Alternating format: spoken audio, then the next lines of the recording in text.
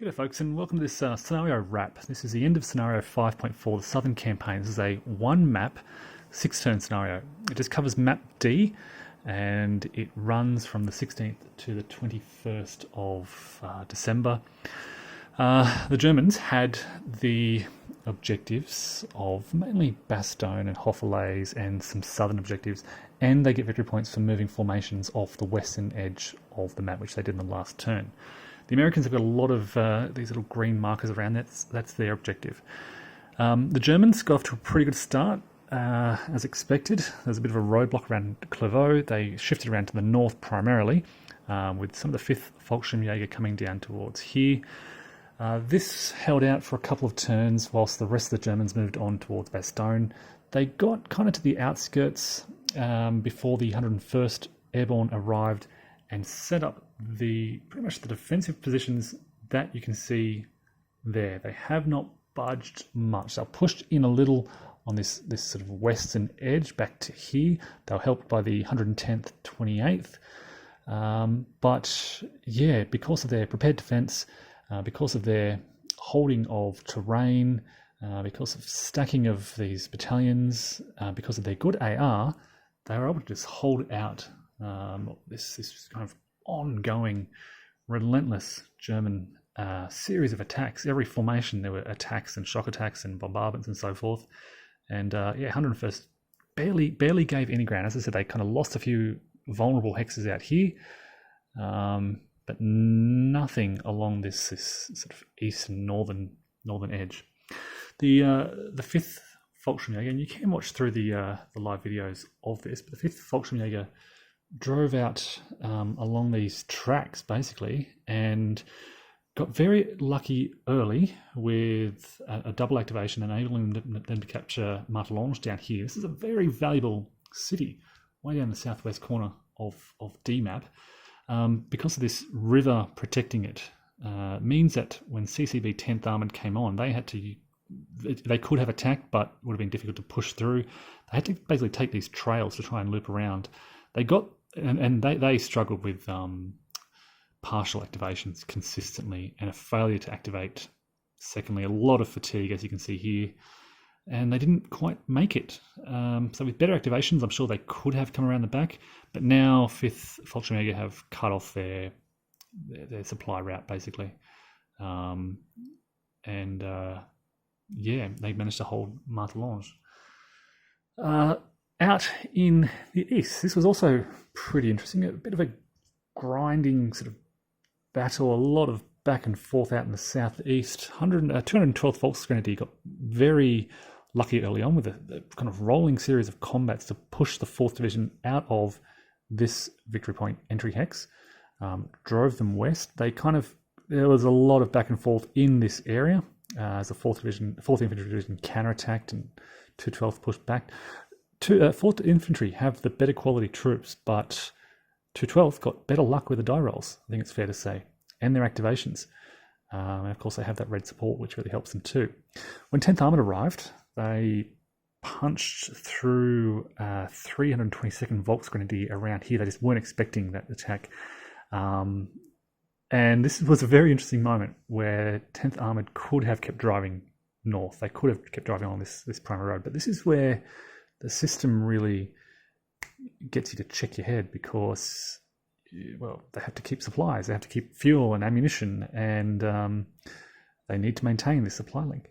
So they were limited in that advance. CCA 9th Armoured and 109th, 28th helped out on the flanks. From here, they then tried to come around and re-secure Edelbrook.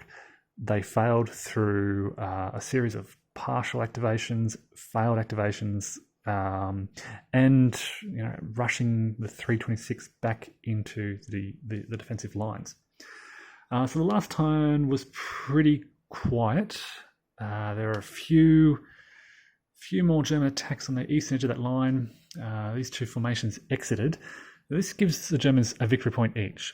They also have Hoffelays up in the north, and they have that entry hex down the southeast. The Americans, they hold, that's for a total of 4 German victory points. The Americans hold Bastogne, and they hold this one other entry hex down here for a total of 2 victory points. So if I've interpreted that correctly, it's a German victory, 4 victory points to 2. But look, so close.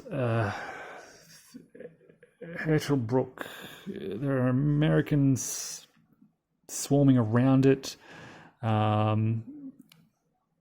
It's close. It is a city, so it's going to be tough to take. But these guys were out of supply. They were suffering some isolation. They're reduced down to 2 steps and 2 steps. CCB 10th Armoured just could not get a decent activation. And of course, with Fatigue 4, they don't get a second activation. So they were just struggling. And this is a long way to go to loop around. Basically this river is what's called key terrain, and it enables the defender just to take a step loss instead of retreating. And there are 12 German steps in there, and they can only make one. Well, it'd be a long grind if they were to attack across the river. They thought this would be the quick way to go, and they never actually made it because of these poor activations.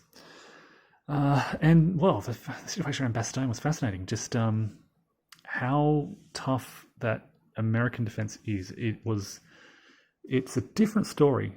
When I played Baptism by Fire, it felt like nothing could stop the Germans. There were just these little roadblocks in their way, and their offensive roll through Kasserine Pass and beyond. Here, I think I know how to make a solid defensive position. Prepared defense, good supporting units. They've now got 2 limited support tank destroyers, I think. They are defending in defensive terrain, which gives them a modifier. There are 2 infantry battalions in each of these stacks. They did suffer a few losses, so you can see 2 steps there, 4 steps left there, but nothing too severe. And basically in the last turn, the Germans just exit the map for those victory points. Like I said, they gave ground here, but that was about it.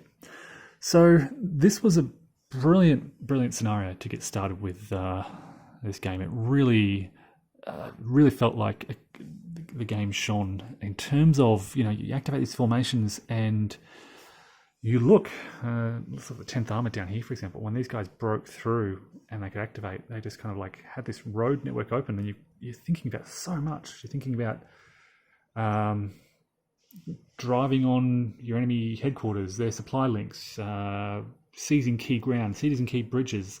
You're looking at the roads to get there, primary roads, secondary roads. You're thinking about your combat trains. You're thinking about a lot, and it all blends together beautifully to create, to sort of facilitate some really juicy decisions. I've said last year, one of my favorite games was Ardennes 44 because of those kind of decisions you're making about roads and networks and so forth. And this kind of takes that. It's the same battle, I guess, but it takes that idea and sort of elevates it to a whole new plane.